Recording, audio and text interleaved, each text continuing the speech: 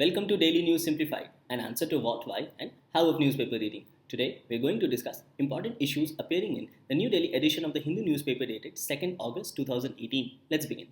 The first news appears on page number 1. The news reads, Cabinet clears bill to restore the provisions of SCST Act. So in this particular news, the central government has decided to introduce a bill to restore the provisions of the original SCST, that is Scheduled Caste and Scheduled Tribes Prevention of Atrocities Act 1989, whose some of the provisions were earlier struck down by the Supreme Court of India. So after the Supreme Court judgment, which struck down section 18 of the SCST Prevention of Atrocities Act, which prohibited granting anticipatory bail, and also where the Supreme Court in its judgment provided certain procedural safeguards to those who were accused under the Act. So after this judgment, the government faced certain pressure from members of this SC and ST community. So in this backdrop, the central government has decided to introduce a bill to restore the provisions of the original SCST Prevention of Atrocities Act 1989. So in the backdrop of the judgment of the Supreme Court, the government has decided to introduce a bill to restore the provision of the earlier act, whose some of the provisions were struck down by the Supreme Court of India. In this regard, the Union Cabinet has approved the bill and the government intends to introduce this particular bill in this ongoing monsoon session of the Parliament. In this backdrop, let us first understand what the Supreme Court had said, and then we'll understand what are the provisions which have been restored by the government in this new bill. So the Supreme Court of India has given this judgment to protect people from arbitrary arrest under the SCST Prevention of Atrocities Act, and hence provided for certain procedural safeguards. So let's see some of the procedural safeguards which the Supreme Court has given as per the judgment. It said that the government officials cannot be prosecuted on mere allegations of committing an offence under the Act without sanction of an appointing authority. So as per the judgment, the government official could not be prosecuted of mere allegation of committing an offence under this Act without the sanction of an appointing authority. So this in a way provided certain safeguard to these public officials. The court further said that a preliminary inquiry must be conducted before registering an FIR, that is First Information Report, to check whether the case falls within the parameters of the Atrocities Act and whether the case is frivolous or motivated by bad faith. So effectively, the Supreme Court provided for certain additional measures just to ensure that the cases filed under this particular act are not arbitrary or has not been filed under certain bad faith or bad motive. Further, in this regard, the court directed that public servants can only be arrested with written permission of their appointing authority. Now, this again provided for more additional safeguards to such public servants in case of any allegations under the SCST Act. It further says, in case of other employees, no arrest can be made without the approval of the District Senior Superintendent of Police. And section 18 of the Act, which we have already mentioned, it says that the Act prohibits granting anticipatory bail to persons committing an offence under the SCST Prevention of Atrocities Act. So effectively, the Supreme Court read down this particular provision. That is, it struck down this particular provision under this Act. It's important to understand about section 18, which prohibits granting anticipatory bail, because this is where the government aims to restore certain provisions of the original Act. So in this regard, let us first understand about this concept of anticipatory bail, as it has been mentioned in the newspaper. It says that the word anticipatory bail has been defined under section 438 of Code of Criminal Procedure.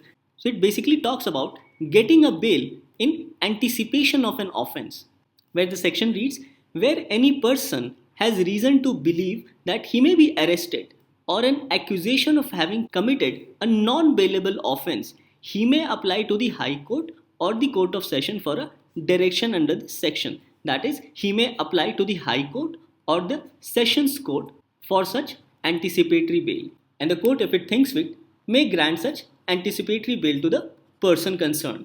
In this regard, let us understand this concept of non-bailable offence. It says, when a person is accused of a non-bailable offence, then in such a case, bail can only be granted by the court of law and not by any officer. Thus, in any case of non-bailable offence, a bail is always granted by the court and not by any officer. In this regard, application for bail has to be made in court in such cases of non-bailable offence. So after understanding this concept of anticipatory bail and non-bailable offence, let's find out what the new bill aims to restore in the original act. The amendment bill seeks to insert 3 new clauses after section 18 of the original act. And we remember that section 18 of the original act prohibited granting of anticipatory bail. So the 3 clauses are: first, that a preliminary inquiry shall not be required for registration of an FIR against any person. So earlier, the Supreme Court had mandated for a preliminary inquiry, and this particular bill mentions that this preliminary inquiry shall not be required. So effectively, in a way, it restores provision of the earlier act. It further says that arrest of a person accused of having committed an offence under the act would not require any approval of the authority. Earlier, as per the judgment, it had held that a government official could not be prosecuted on mere allegation and without sanction of an appointing authority. However, as per the new bill, if a person is accused of committing an offence under the act, then arrest of such person shall not require any approval from any authority. It further says that provision of anticipatory bail under section 438 of CRPC shall not apply to a case under this act, notwithstanding any judgment or order of any court. So it says that provision of anticipatory bail shall not apply to a case under this particular act. Thus, effectively, the new bill aims to restore the provision of the earlier Scheduled Caste and Scheduled Tribe Prevention of Atrocities Act 1989. As far as syllabus is concerned, it forms a part of GS Paper 2, specifically under Welfare Schemes for Vulnerable Section of the Population and Mechanisms, Laws, Institutions and Bodies constituted for the protection and betterment of these vulnerable sections. Now, this news also pertains to the case of judicial review by the Supreme Court of India. So, in this respect, a question has been asked in the prelims examination. Let's go through that particular question. The question was asked in the year 2017. Let's find out the most appropriate answer in this particular question. It says, in India, judicial review implies the power of judiciary to pronounce upon the constitutionality of laws and executive orders. Yes, this seems to be correct, but let's see the other provisions as well. The power of judiciary to question the wisdom of laws enacted by legislature. No, this is not correct. The power of judiciary to review all legislative enactments before they are assented to by the president. No, this is also not correct. The power of judiciary to review its own judgments given earlier in similar or different cases. Now, there might be a confusion with respect to A and D. However, in this respect, A seems to be the most appropriate answer with respect to judicial review in India. That is, power of judicial review to pronounce upon the constitutionality of laws and executive orders. So in this news, even the concept of judicial review becomes significant to understand what does judicial review imply. So this news, where Cabinet clears bill to restore the provisions of SCST Act, becomes very important.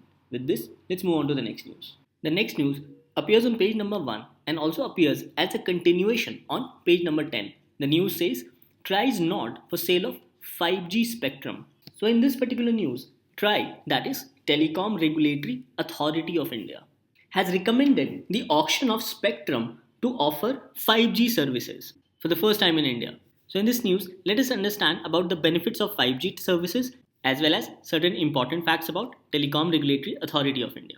Fifth generation wireless network are the next generation of mobile connectivity, and they offer faster speed, more reliable connectivity and increased capacity to carry more data.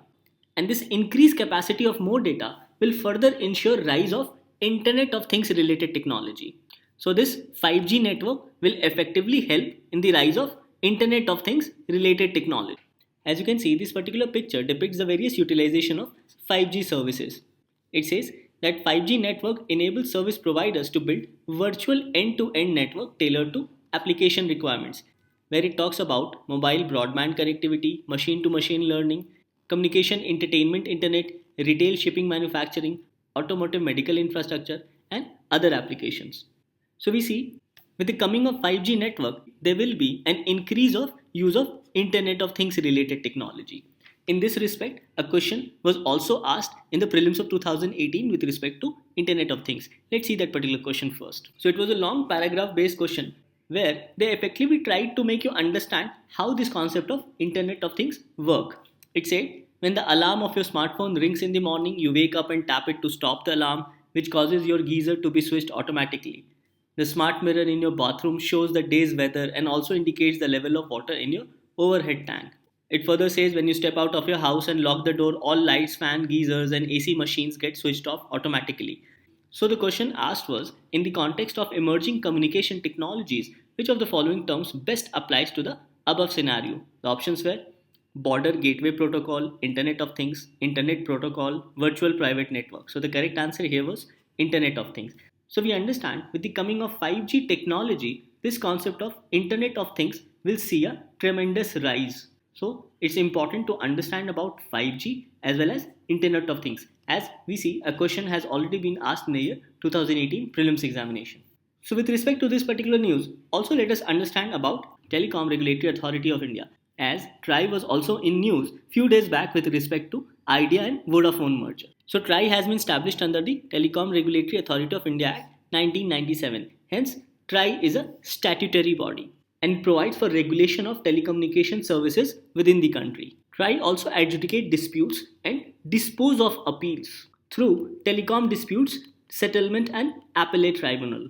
TRAI also aims to protect the interest of consumers as well as service providers. And further, TRAI ensures orderly growth of telecom sector by providing a level playing field to all service providers. Thus, in this news, we saw that TRAI, that is Telecom Regulatory Authority of India, has been established under the TRAI Act 1997. Hence, this is a statutory body. It provides for regulation of telecommunication services in India.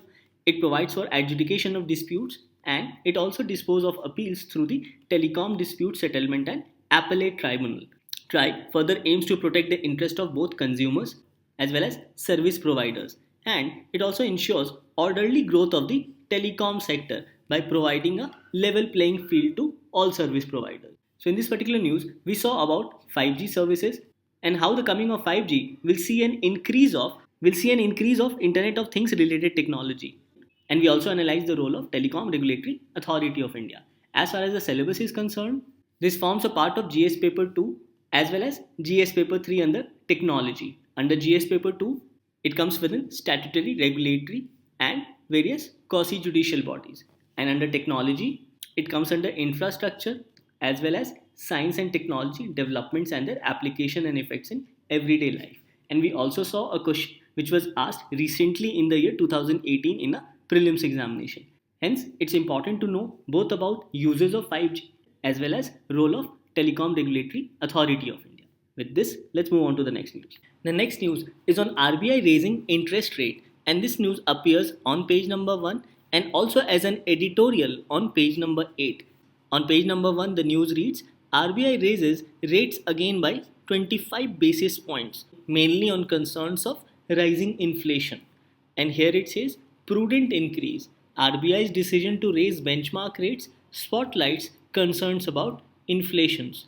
So RBI has increased the interest rate basically from the point of view of rising inflation, and this is the second consecutive increase in the repo rate. And this decision of increase of repo rate has been taken by the Monetary Policy Committee. First of all, let us understand various reasons because of which the Monetary Policy Committee of RBI has increased the benchmark rate as well as the different questions which have been asked previously by UPSC. The editorial mentions that the primary concern with respect to rising inflation is that of continuing volatility in the crude prices in the international market. And this vulnerability of crude is also impacted by the ongoing geopolitical tensions, mainly with respect to US and Iran. Because of these vulnerabilities and continuing volatility, supply of crude oil has also been disrupted, and this is also impacting the price of crude in the international market. Apart from the primary concerns with respect to rising inflation, this editorial highlights other concerns as well. So let us understand those other concerns from international point of view as well as from a domestic point of view. The other international concerns highlighted by Monetary Policy Committee are rising trade protectionism in international trade, disruption in global supply chains, and strengthening of dollar, or in other terms, and depreciation of Indian rupee has also an impact on rising inflation. In this regard, let us also look at what are the various domestic concerns with respect to rising inflation in the economy. The domestic concerns include slippage on fiscal fronts. It means the government is exceeding the target of fiscal deficit which is mandated at 3%. So slippage on fiscal fronts here refer to a rising fiscal deficit of the government. Another point as highlighted by the MPC is that of likely impact of increase in MSP, that is minimum support price for kharif crops. Further, increased house rent allowance by some states may also have an impact on rising inflation. Further, RBI is also keeping a close watch on the rainfall over the next season, as a regional imbalance of rain may impact paddy output, and this may also have an impact on consumer price inflation. Further, the RBI has also highlighted the risk of rebound in the domestic economy. So, all these domestic concerns become the reason for an increased repo rate by the Monetary Policy Committee of the Reserve Bank of India. In this regard, let us go through some of the previous year's questions asked by UPSC. The question asked in the year 2017 was about MPC itself. It says, which of the following statements are correct regarding the Monetary Policy Committee? Decides RBI's benchmark interest rates. It is a 12-member body including Governor of RBI and is reconstituted every year. It functions under the chairmanship of Union Finance Minister. So to understand about MPC, we need to know certain basic facts about this Monetary Policy Committee. And this question was asked in the year 2015, where it read, with reference to the Indian economy, consider the following: bank rate, open market operations, public debt, public revenue. Which of the above is or are component or components of monetary policy? So we see that a question on monetary policy as well as on monetary policy committee have already been asked by UPSC. Hence, these increase or decrease of repo rates and also its impact on the economy becomes very important for us to understand from a UPSC point of view. So in this respect, let's understand certain basic facts. So first of all, what is a monetary policy? It says a policy to control money supply in the economy. And through this policy, RBI, that is Reserve Bank of India, influences the banks to increase or decrease the rate of interest on deposits and loans so as to control inflation. If the rate of interest is high, then people will take less loan. So effectively, a high rate of interest will reduce money supply in the market. Further, it says who announces these policy. So these policies are announced by the Monetary Policy Committee, which has been set up based on the Urjit Patel Committee recommendations. So this becomes another very important fact with respect to our examination, that this Monetary Policy Committee has been constituted based on the recommendations of Urjit Patel Committee. It says it comprises of 6 members.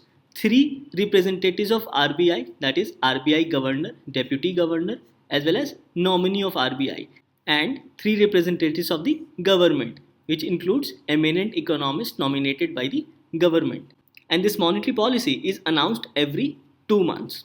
So let's understand how this change in policy impact the money supply. It says that an increase in policy rates results in decrease in borrowings from banks due to high rate of interest. And because of this, more deposit takes place and less loans are dispersed. So money supply effectively reduces. So with an increase in policy rates leads to reduction in money supply. Further, it says a decrease in policy rate results in increase in borrowings from bank due to low rate of interest, obviously, and thus it results in less deposits and more loans. And because of more loans dispersed by the bank, the money supply in the market increases. So here it's just the reversed. If interest rate decreases, then money supply in the market increases. Thus, it says the policy rate should be increased during inflation, while rate should be reduced during recession. Let us also understand the impact of the change of interest rates on the economy. It says increase in rate of interest on loans results in higher EMIs. Further, increase in rate of interest on deposits also results in higher earnings for the customers. Whereas, increase in rate of interest on bonds results in increased cost of borrowing for the corporates. So after going through this analysis, let us try to answer the question asked by UPSC. The first statement was, it decides RBI's benchmark interest rate. Yes, this is correct. Second statement was it is a 12-member body including the governor of RBI and is reconstituted every year. No, it is incorrect. It is a 6-member body. It then says it functions under the chairmanship of Union Finance Minister. No, it does not function under the chairmanship of Union Finance Minister. So here the correct answer is A, that is 1 only. And in this question they were asking which of the following given above are components of monetary policy. So in this only 1 and 2 are monetary policy. So here the correct answer is C.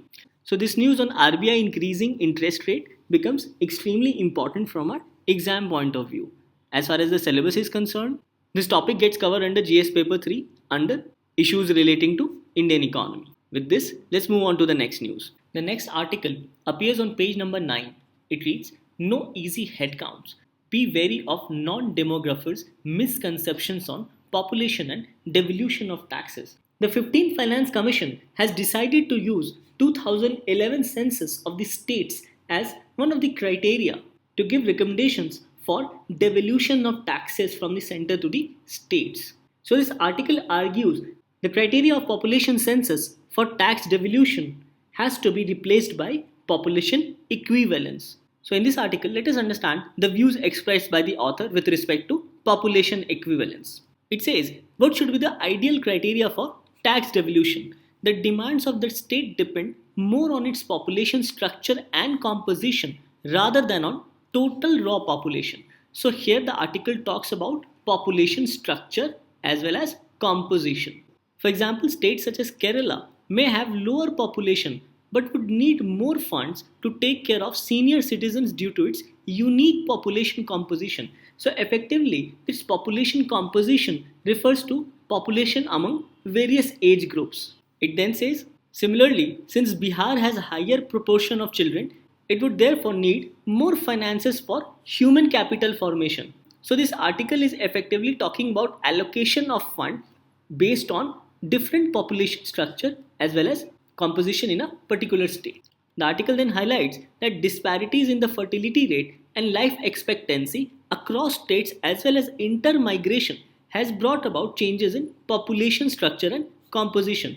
The article mentions that disparities in fertility rate, life expectancy as well as interstate migration has led to change in structure as well as composition of various states.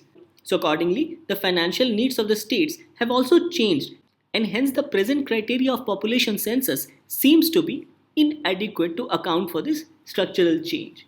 The article then highlights the problem with current criteria of 1971 population census for tax devolution. It says the present devolution of taxes from center to states is predominantly based on population census, which is inherently flawed. The present criteria do not take into account the changes in the population structure and composition which has taken place across states since the last 40 years from 1971. So this article is effectively saying that this concept of population census does not take into account the population structure as well as the population composition which has changed significantly in the last 40 odd years. It then says the population structure and composition undergo changes due to three main factors, namely interstate migration, fertility rate, life expectancy and demographic transition. So these are the reasons given by the article with respect to change in population structure and composition. So let's see the first, that is interstate migration. It says the interstate migration now accounts for 1/3 of India's population. Such mobility has resulted in losing and gaining states with negative and positive net migration. And this interstate migration has impacted states at various levels. It then says when the center transfers financial resources to states, it is possible to adjust the transfer based on migration within the state as well as migration outside the state.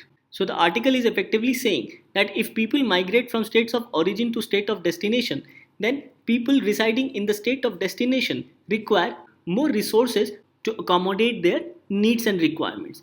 Thus, financial transfer should be based on this particular needs and requirements with respect to interstate migration. It then talks about life expectancy, where it says that some states such as Kerala have increased the life expectancy of its people. And this increased life expectancy has changed the composition of the population of the states. So the article mentions that the financial support given to such state should be based on the composition of population, whereas the present criteria takes into account only the raw population without looking at aspects of population composition. Thus, the article effectively suggests that the center should take into account population composition as well as population structure with respect to financial support needed for a particular state. It then talks about fertility rate. It says that states which have higher fertility rate has greater share of dependent population and lower share of working population or young population. So as per the article, this change must be taken into account with respect to tax devolution to such states having high fertility rate, which has greater share of dependent population and whose working population is comparatively less as compared to other states. The article then talks about demographic transition. So in this, it talks about certain states which are at benefits and certain states which are at loss due to the demographic dividend which a particular state has to offer.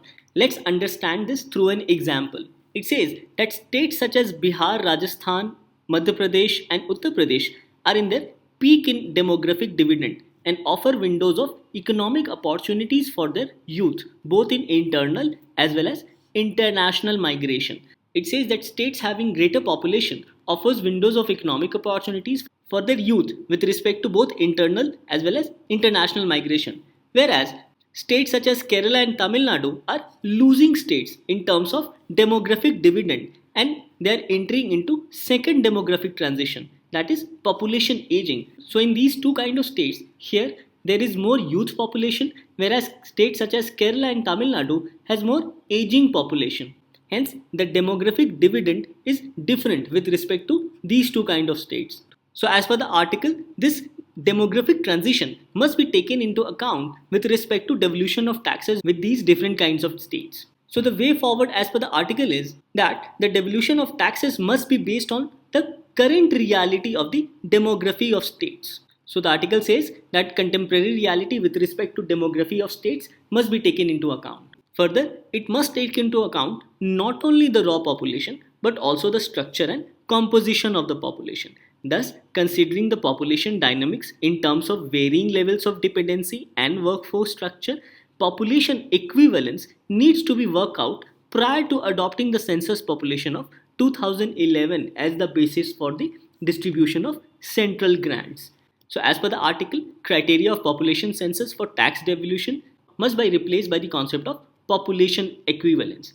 As far as the syllabus is concerned, this topic forms a part of GS paper 2 under polity and social justice, specifically under functions and responsibilities of the union and states with respect to finances up to local levels, as well as welfare schemes for vulnerable sections of population by center and states, laws, institutions, and issues relating to development and management of social sector, including human resources. Thus, this article on population equivalence becomes very important from our UPSC exam point of view.